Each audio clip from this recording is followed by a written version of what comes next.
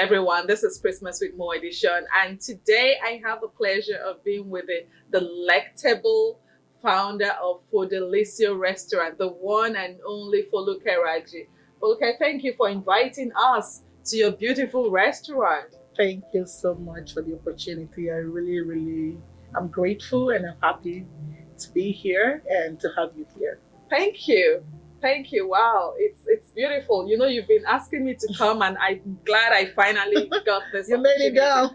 finally to be here. Yeah. Now, Foluke, I know that many people know Fodelicio Restaurant. They have tasted the food, but they don't know the owner of Fodelicio Restaurant. They don't know you. So, who is Foluke Raji? Thank you. Like I said, my name is Foluke Raji, and I'm the founder and the head chef at the restaurant, Fodelicio Restaurant. I have a bachelor's degree in accounting back from Nigeria, and I was in the banking industry for, I think, about 10 years or more. I was actually a branch manager before I left for Canada, and when I got here, I kind of went into banking again. Um, then after a while, I went back to school to be trained as a business analyst. I'm also a certified Scrum Master. Oh, wow. Yeah. That's so much to you. Yeah. Yeah, but I just one way or the other, I just find myself a lot more in the kitchen than any other place. So yeah, that's basically all there is about me. I'm happily married. I have two wonderful girls, still growing. They're actually young, 5 and 3, but they're adorable. And I have a very supportive husband too, who is also part of the business. And yeah, so You say you keep going back to the kitchen. What is the passion? Where did you discover this passion to be in the kitchen, like you said? okay, so it's really funny because while growing up, my mom, I believe she was really good in the kitchen, and we never in my house lacked good food. There was always like good food, and there was always abundance of food. And I think that even reflects in the way I serve people now. Sometimes people come here, they eat, and then you have extra soup because I'm always like, I don't know how to be miserly with ingredients, with cooking, with anything. So I think it started from that background of me seeing my mom in the kitchen. And I remember while growing up, even though we had a lot of house helps while growing up, I see myself struggling with them. Even at like age 6, I want to pound yam. And they're like, adults are pounding yam. I'm struggling to get the mortar, the pestle from them and help them in the kitchen. So I've always had that love, even as a young child. And then when I was in high school, I was in a home economics class. So that kind of furthered my interest in cooking. Then, of course, Nigerians, our parents never want, or they never wanted to have a child who is a chef or who is a caterer. So it's either like my mom was like, okay, I want one of my children to be a doctor, I want one an engineer, and I want one an accountant. So I said, okay, which is the easiest one? I think accountant is the easiest one. So I thought I was going to be an accountant, and then, off we went to school and all that stuff. But I loved cooking for people. And, my friends, even when I was in Nigeria, they can testify when they come to my house, they always have good food. So some of them love to visit just to have good food. So, and then when I got here, And when did you get here? 2015. So I worked a little while in the financial industry, and then I said, okay, I wanted more in life. Like, I needed more money to be able to do what I actually wanted to do, which is owning a restaurant. And then I said, okay, what can I do to get more money? I don't want to be in the banking industry. Oh, and then I came across business analysis. I'm like, okay, this is a good field. I think I fit into this field. Let me go for training and all that stuff. I went back to school, trained for like a year. And then after that, then I was in the job market looking for a job. And then something just told me, so you're going to business analysis just to make money to start a restaurant? Like, this is where, like, it's like, this is where you belong. You're just like going another route. And then this opportunity came to have a restaurant. And then I just took that bold step and said, okay, let me just see what's going to happen. instead of me going through the route of, okay, working another 3-4 years, I'm coming back here.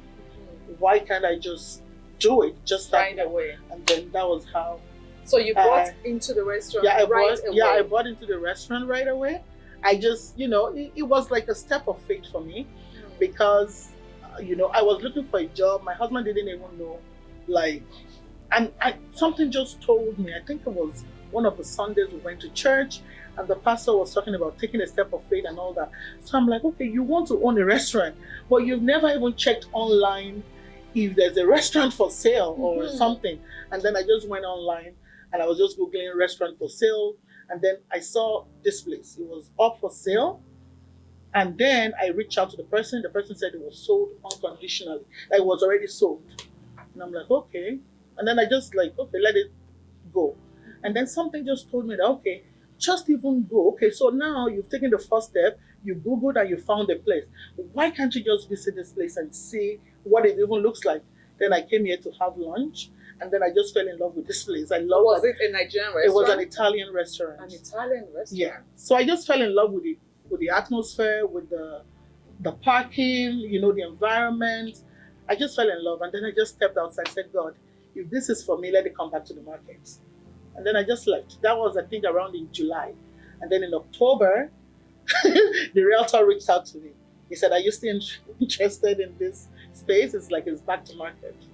Then we started the process and all that. Isn't that interesting? Yeah. So before then, had you operated a restaurant? No. So that was a huge leap of faith. Yep. How long have you operated this restaurant? So we started January 2022. So we're like a year and a few months now. That was so almost like 2 years, yeah. Out of COVID, yeah. Yes, we're tiptoeing out of COVID. Yeah. How was it like at the time? Honestly, I think just deep inside of me, I know that no matter what I do in life, I'm never going to fail. It can be hard at the beginning. Like I was confident it was going to work out. It's not perfect right now. It's not like I don't have issues. I have challenges. I have a lot of things. Sometimes I cry. I'm like, why did you even go into this in the first place? What have you put yourself into? But like, there's this feeling of confidence that, no matter what, it's going to end well.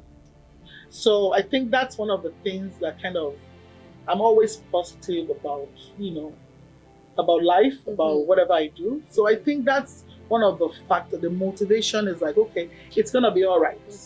No matter what, it's going to be all right. So I think that was what kind of, kept me, was able to keep me, That's such a great attitude that we can all borrow from, right? Just be optimistic and believe in yourself. Yep. You cater to other nationalities. So the good thing is, I think Nigerian food is kind of underrepresented. We have a lot of cultures. Chinese food is like welcome by everyone. Everybody go to Chinese restaurant. Everybody go to Japanese restaurant. Everybody go, Italian restaurant. And this is not like hyping Nigerian food. We should. But the truth is, Nigerian food is, I don't want to use the word way better, but Nigerian food is good. And I just feel a lot of people don't know this, probably because of maybe what they've heard about Africa, or maybe their perception about blacks or Africans generally. But there's really no acceptance of our food into any culture. So Why this is do you not. think that is? So two things. For me personally, I think the way we present our food, it's a major problem. And the way in which we run our business too, it's another thing. So when a Caucasian came here, he's married to a Nigerian, and he came here, he was like, wow, like that. Like the restaurant he's been to, it's either they're smelling bad, it's either they're unkept, they go to the toilet, it's dirty. So you can't attract like other people. When somebody comes into your restaurant, everywhere is dirty, is unkept, it says a lot about one, the owner of the business, the kind of business you're running.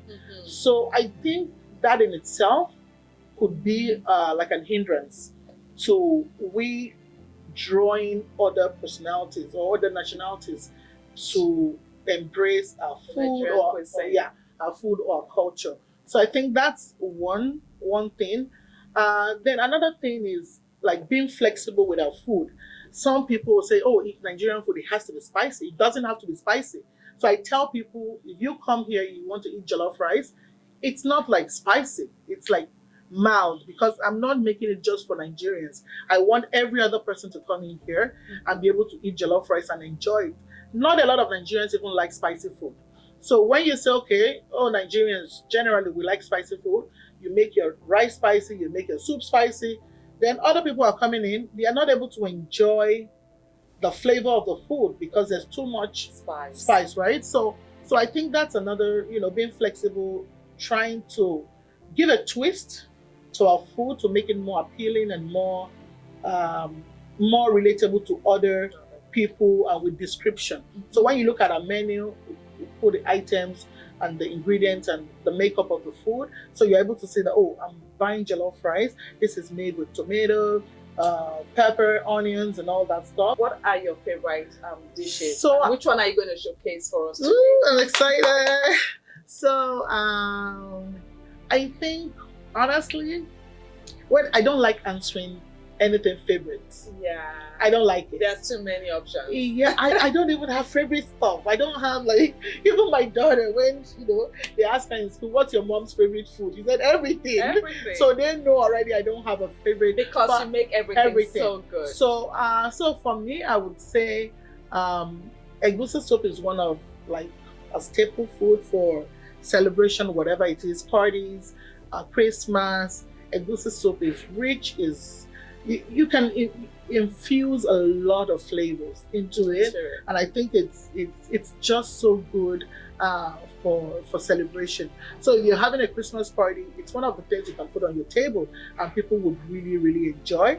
So that's what we're going to be making today. Wonderful. And the one we're making today, trust me, it's like a star. It's like a 10 life egusi. Oh my goodness. 10 lives. So it's going to be really, really good. So other food will be jollof rice. Jollof rice is very popular. I don't think there's any festive period without jollof rice. No. But I just think we should just make the core traditional one, and that's why we're making egusi soup today. I really love that you're making egusi soup because when you go to Christmas parties, for example, there's always jollof rice, and sometimes you want something different. Yeah. And so it's great that you're going to show us how you make your egusi soup, and maybe many of us will be serving the egusi soup along with jollof rice this Christmas holiday. Yeah. So before we get into the kitchen, are there other promotions apart from your gift boxes? Are there other promotions that you're involved with? I know that we have a collaboration coming up. You want to talk about that? Okay, so first of all, I'll talk about the promotion. So for all our Christmas packages, if you order between now and I think maybe 8th of December, you get 5% off whatever you buy of the packages. So if you decide to not go with the package and buy items that you want, you're not involved with it. You miss out on the 5%. So, but if you buy any of the packages, you get 5% for early bird. So if you're ordering after maybe the 8th of December, you pay the full price. So that's one. So like Mo said, we're doing a collaboration. We're going to be giving out, feeding about, I think 5 families? 5 families. 5 families. So for the Christmas, so they'll come here and we'll give them a 3-course meal. Wow. Yeah.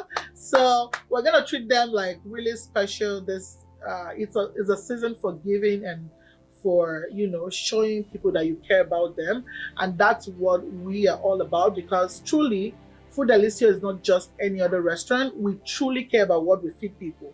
And all our clients can testify to that. When they come here, it's like they came to visit their aunts. And everybody is eating, they're laughing, we're talking, we're gisting. So it's a family place. So like I said, we truly care about what we give people. So we want these people to feel loved and feel cared for during this Christmas period. So Wonderful. Yeah. So I'm going to talk more about this beautiful collaboration I have with Fodelicio. It's called Christmas with Mo and Friends. If you want to hop in and feed more families, feel free to do so. Put in a comment, but there's going to be a Google form posted on our Instagram page, linked to our YouTube channel, where you can nominate a family of your choice, a family of no more than 4 people, to come have beautiful 3-course dinner, courtesy of Mo and Friends and Fodelicio. And just in addition to that, please do nominate family that really do need it.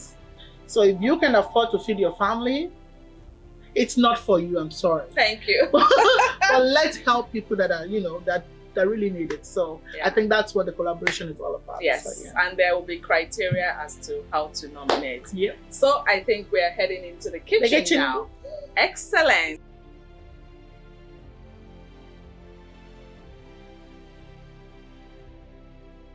Wow, I see a lot of ingredients here for Luke.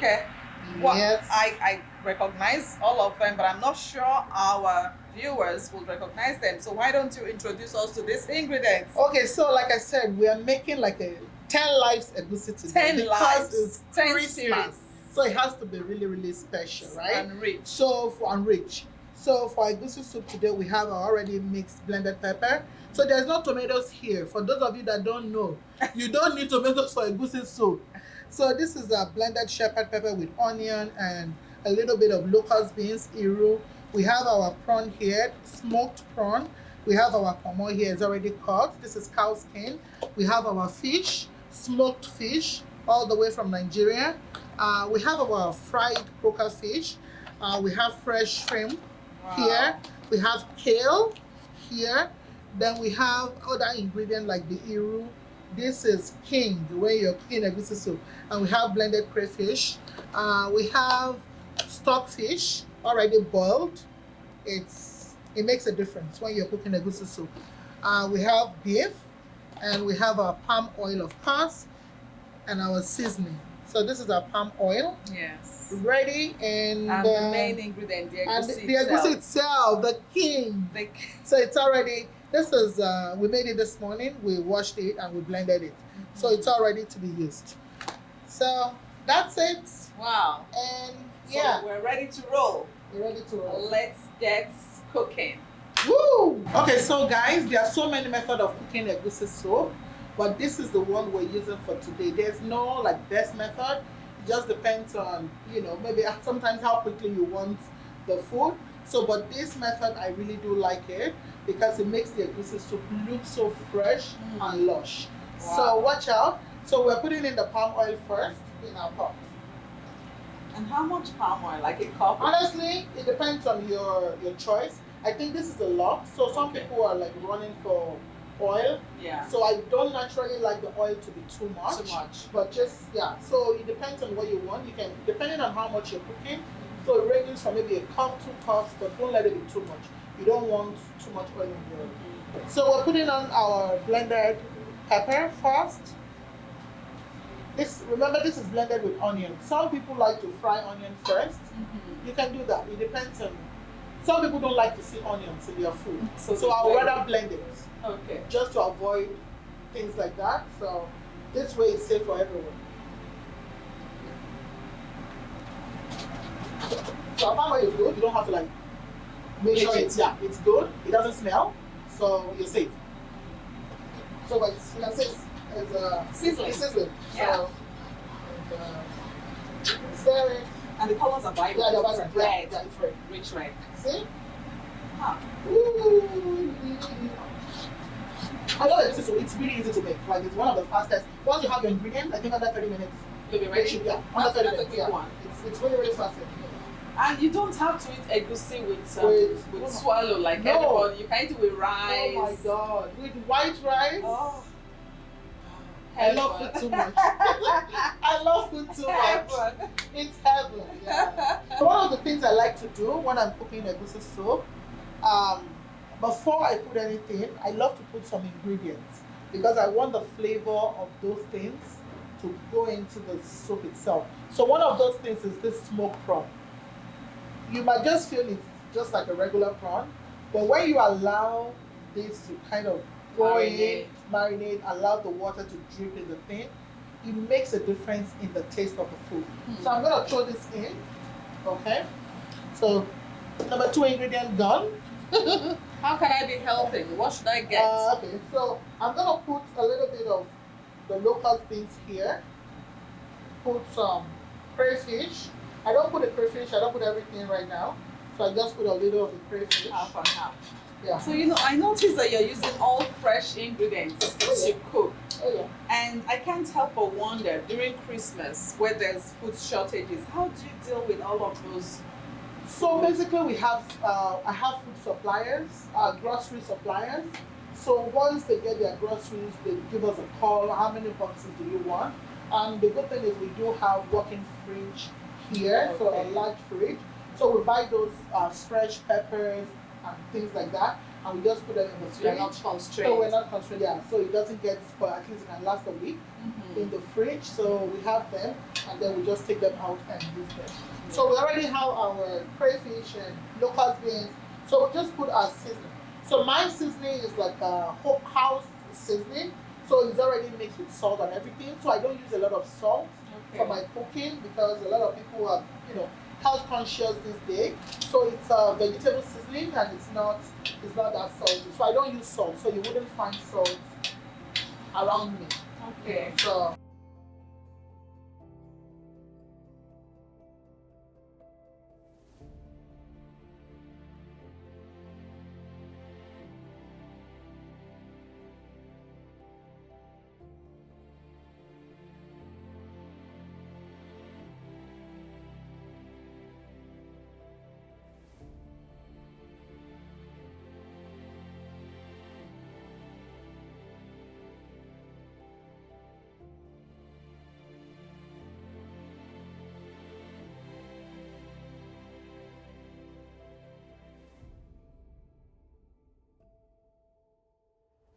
and the goosey is goosey. Yeah, I'm telling you. Yeah, that's what I mean. So okay.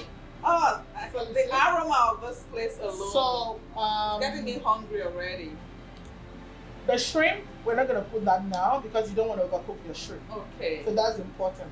There's a level to which you can cook your shrimp. So that's a secret. yeah. So that's yeah.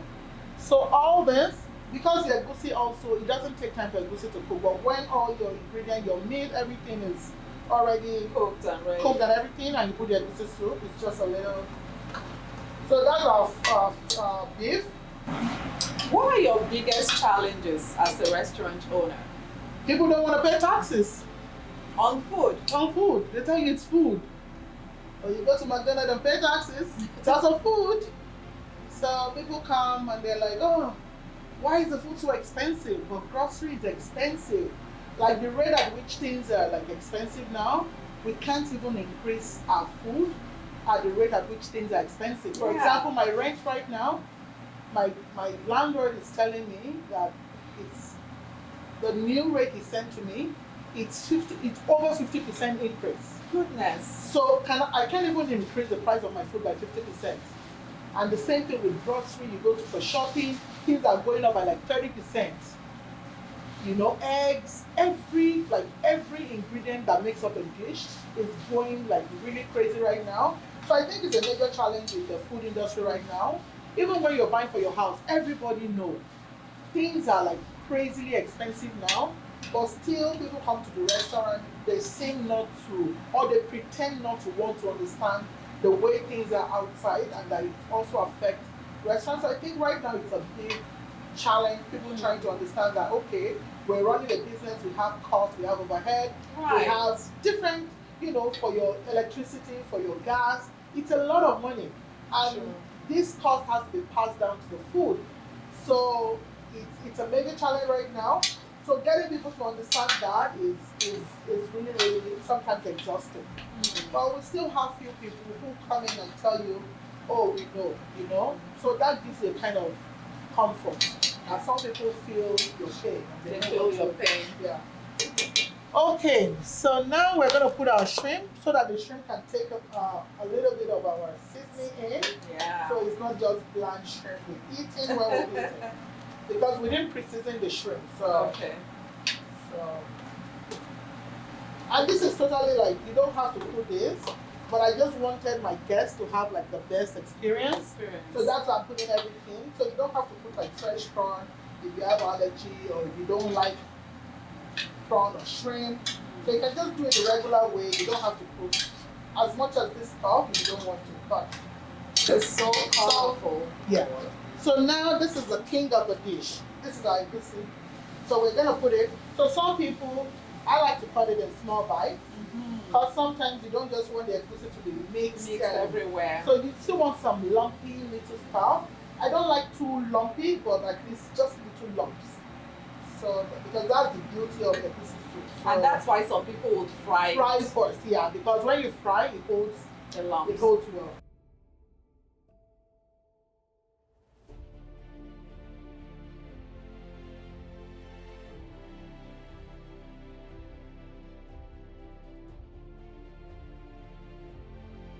So what would you say is maybe one of those moments where you feel like I am so fulfilled, I am doing this? What makes you happy on this job? Honestly, when people eat my food, there was a guy, he's not even Nigerian. He came into the restaurant to eat and then he said, "Please, can I hug you?" I'm like, what's going on? And then I said, okay. Then he came and said, "Thank you. This is the best food I've eaten in my entire life." You've got to be kidding. So when I see that, like, makes I'm just it like, worth it. because like I said, I'm not in this business because of just money. Like I'm truly and genuinely happy when people eat my food and they are satisfied. That's why if you go on Google review, you would not see one single bad comment about my food. And people keep saying it. Like you would not say, "Oh, I went to this restaurant, they served me stale food. I went to this restaurant, I found because this." It's all fresh. Yeah. So that alone, that's where my joy and fulfillment comes from. Not the I'm not making the money now, people, but at least I'm building something that I know that in the long run is gonna be good. But yeah, that's where my fulfillment comes from. Where people eat my food and they're extremely happy and satisfied. I have another guy in Nigeria. He said, "How can you eat food and not have joy?" He said, "Every time I eat your food, I have joy." I have joy. So it's like, he tells me, say, "Man, you can cook it all the time. Like, there's no food he eats." It's like, he calls me like every time, he says, "Please, I'm coming for a wrap." Where do you see the Nigerian restaurant going in a couple of years? Honestly, in a couple of years, I see us competing with any other restaurant. I can speak for me. That's my goal. I really want to take Nigerian restaurant um, to a level whereby Nigerians will be proud to visit a Nigerian restaurant and they'll be like, because this is happening. Like, if you go to Lagos, Nigeria, you find restaurants, you're like, wow. So why can't we replicate that here? I know our major challenge is finding, like, getting money to have all that done is a major issue. But in the next couple of years, I see people getting trained to cook Nigerian food. I see Nigerian food being taught in culinary schools here in Canada. So I think it's going to get better because there's a lot of interracial marriages now. There's a lot of people who have Nigerian friends. Our kids are growing up, they love Nigerian food, they're going to have friends. So it's going to be in the mainstream, I believe, pretty soon. So we're doing the work and hopefully soon we get there. So I'm using kale. Kale is strong than regular spinach. So I prefer to use kale for my soup. So I'm just gonna put a little here and there. It's already pre-cut and yeah.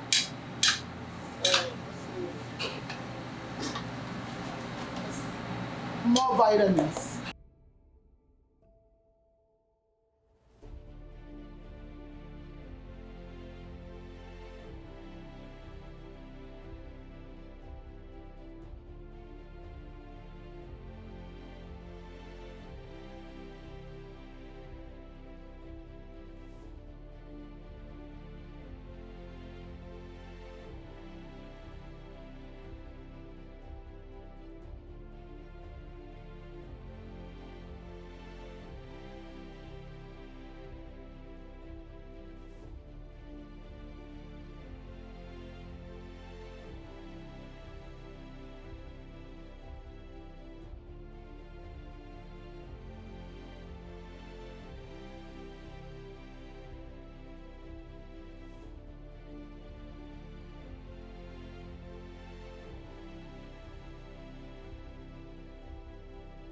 Wow.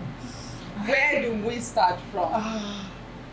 The Look at aroma. you've outdone yourself. The aroma. The aroma alone. I'm turning the plate. I don't know where to start. Okay, fine. Some people say when you cook, how do you know Like, your should food is we pray? delicious? Should we pray before? Let's pray. Let's pray. Amen. Woo. Bless this food, oh Lord, for Christ's sake. Woo. Amen. Wow. Oh my goodness. Help. Done. This is Done. good. Done. Guys, If you have not had this at Fidelisio, you're missing. Oh my goodness. All right. You can continue, eh? I'll see you guys at the dining table. It tastes good, it's flavorful, and I can't wait to have families who really deserve a treat to come over for Christmas. But also, I just want to invite you all. You don't have to be a good cook to enjoy this. Good You don't food. even have to know what egusi is. Once this hits your mouth, your tongue will be telling a different story. I am telling you. You do not want to miss this. For Delicio, thank you. We're going to put your address there, and we look forward to the collaboration we're having with Mo and friends for Christmas, and I can't wait for that. Deserving families. Go ahead, nominate families you know deserve a treat. You know they've had a hard time. We want to treat them to Christmas, and we're able to do so because of great people like Foluke Raji and the Fidelisio team. Thank you so very much. It's such a great pleasure being here. Now, if you don't mind, I'm going to finish that pounded yam. camera. Bye now. Now, the real business. Yes. Wow.